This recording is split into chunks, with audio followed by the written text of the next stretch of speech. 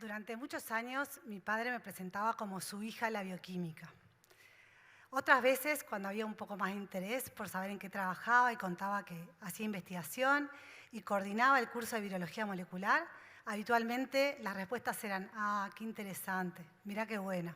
Pero nunca las conversaciones iban un poquito más allá. Hoy en día creo que, por mi lado, yo creía que lo que hacía no era tan interesante como para ser contado, y por el otro, la percepción es que los científicos hacemos cosas tan difíciles que si no sos muy inteligente no lo podés entender. Y lo cierto es que nada más lejos de la realidad. La pandemia nos dio una oportunidad. La pandemia por primera vez puso a un virus y a la ciencia en primera plana. Y por primera vez hubo avidez por saber. Por saber no solo del virus, sino por saber quién éramos los científicos que trabajábamos en virología, qué hacíamos y en qué medida nosotros podíamos aportar a la situación que estábamos viviendo. La pandemia por primera vez demostró que la ciencia estaba más cerca de la sociedad de lo que la misma sociedad creía. La ciencia como una herramienta para mejorar nuestra salud, nuestra producción, nuestros cultivos. La ciencia para entender los cambios que suceden a nuestro alrededor. En definitiva, la ciencia como herramienta para en cierta medida mejorar un poco el mundo en que vivimos y de alguna manera evitar, enlentecer o reparar el propio daño que nuestra actividad genera. En este camino de la visibilización nos encontramos con muchas barreras. La primera barrera fue comunicar al público en general. Nosotros los científicos estamos muy acostumbrados a hablar entre nosotros, entre otros científicos, en reuniones, en congresos. Lo cierto es que poder transmitir y llevar los conceptos científicos a tierra para que todo el mundo pudiera comprender la importancia de lo que hacíamos, realmente para nosotros fue todo un desafío. La otra barrera fue la barrera de la exposición.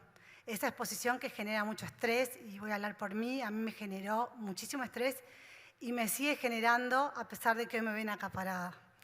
El estrés de la exposición al público y obviamente el estrés de las críticas que conlleva esa exposición. La responsabilidad de saber que había mucha gente que nos estaba escuchando a través de los medios de comunicación y ser sumamente responsable en el mensaje que dábamos. Y por último, pero no menor, la incertidumbre de qué nos iban a preguntar. Porque está el mito de que los científicos sabemos de todo y eso muchas veces nos jugó muchas malas pasadas. De que nos preguntaban cosas que no eran inherentes a nuestro trabajo o muchas veces también nos pedían que tomáramos posición o que opináramos de temas que no estaban relacionados y que realmente estaban fuera de nuestra órbita. Me llegaron a preguntar, entre muchas preguntas que recibí, en un 31 de diciembre, ante la mirada horrorizada de mi hija de 18 años, si yo creía conveniente suspender todos los bailes de Rocha en enero. Y corrí un poco peligro de muerte, voy a confesar. En lo personal, lo cierto es que para mí el tema de la visibilización fue un camino cuesta arriba, hasta que comprendí la importancia que tenía, ¿no? Y en ese momento, la idea de comunicar, que había sido una obligación hasta ese momento, pasó a ser una responsabilidad. Una responsabilidad de poder mostrar que en Uruguay hay un sistema científico consolidado, con muchos recursos humanos formados. Durante la pandemia los que salíamos en los medios éramos pocos, pero atrás nuestro teníamos muchos investigadores que trabajaban de sol a sol para luchar contra la pandemia. Estos investigadores mayormente eran estudiantes de posgrado que dejaron de forma muy generosa de lado sus proyectos, atrasándolos, para sumarse a la lucha contra la pandemia. Y también la responsabilidad como mujer, de poder visibilizar la brecha que existe en el Uruguay y obviamente en el resto del mundo entre las mujeres y los hombres. Cuando en los primeros niveles de la formación más del 50% somos mujeres, pero cuando vamos a los cargos de mayor visibilidad y liderazgo están ocupados por hombres. La pandemia fue un aprendizaje, en el más amplio sentido de la palabra. Los científicos fuimos conscientes de la importancia de comunicar para mostrar nuestro trabajo, pero también de comunicar para derribar mitos y de comunicar sobre todo para informar con evidencia científica ante tanta desinformación que circulaba en los medios y en las redes.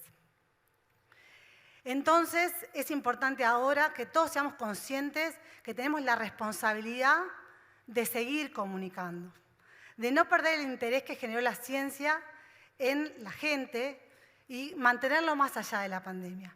Y tampoco perder los espacios que ganamos en los medios de comunicación, donde por momentos los temas científicos ocupaban más espacio que los temas de la agenda cotidiana. Podríamos decir que queremos un poquito más de ciencia y un poquito menos de policiales en los medios. Esto es fundamental para afianzar el rol de la ciencia en la sociedad, a nivel económico, a nivel productivo, pero sobre todo como motor de desarrollo. En definitiva, seguir visibilizando y comunicando para que los científicos seamos vistos como actores sociales, que en definitiva hacemos ciencia para en alguna manera mejorar el mundo en que vivimos y también para derribar ese mito que está en el imaginario colectivo de que investigar es un hobby. Porque investigar no es un hobby. Investigar es trabajar. Y originalmente mi speech terminaba con esta frase que es investigar es trabajar. Pero yo no puedo estar parada hoy acá sin decirles a ustedes la profunda tristeza que tenemos todos los que hacemos a la Universidad de la República y al Instituto Pasteur de Montevideo por la pérdida del doctor Otto Pritsch. Con Otto se fue un gran científico, pero sobre todo se fue una gran persona. Humilde, generoso, una persona que se daba a los demás. Con Otto se fue un articulador. Se fue un constructor de puentes, de esos tan necesarios en la sociedad que vivimos hoy. Yo creo que voy a hablar por mí, pero seguramente hablo por muchos de los presentes, que Otto nos va a hacer mucha falta. Muchísimas gracias.